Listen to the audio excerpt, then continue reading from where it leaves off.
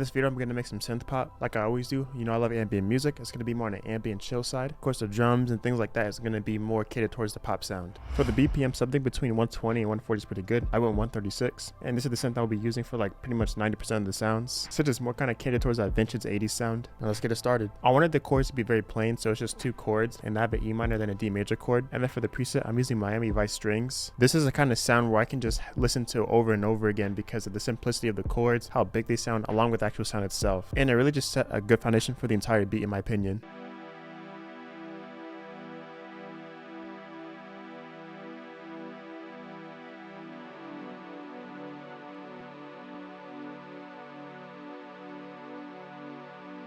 Next in the synth, I'm using Ruby Brass. Did some modulation, adding a filter and DQ. I just looked at these chords over here and then went to the other pattern and just pasted them, pitching up an octave. This kind of adds like a sparkle and a little bit of life on top of the chords.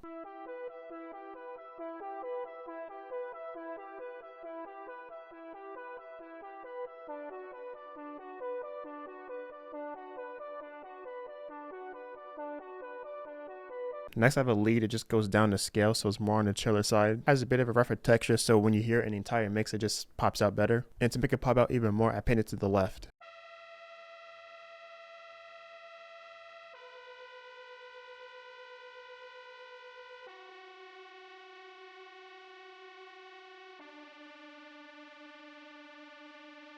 And sorry, I forgot to show earlier, it's called the Franklin lead. Next, I have a sequence synth. I don't know how to pronounce that, but this is what it's called in the synth. Just kind of plays random notes, but like, of course, within the scale and whatever note that you have playing. It kind of adds some randomness and just more of a sci-fi feel, which I really like.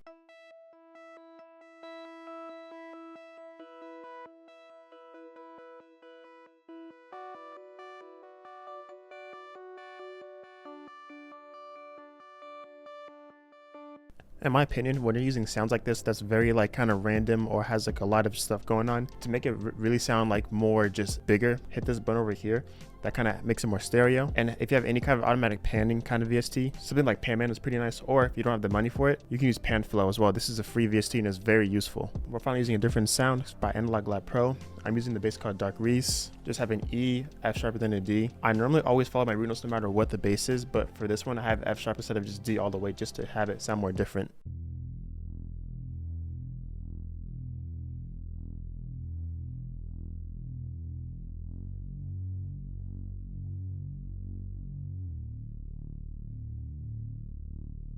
And I watched the kick. For the texture of the sound, you want something kind of like synthwave like this. Kind of sounds like a normal kick with a bit of like filtering on it. And then for the pattern, don't go too crazy with it.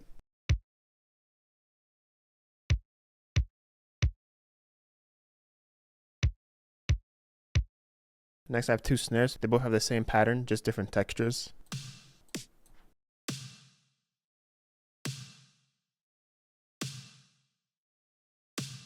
And then for that classic 80s sound or transition, here's some toms. And then for more of a modern approach, I have a 2-step hi-hat pattern. Then after all of that, here's the entire thing.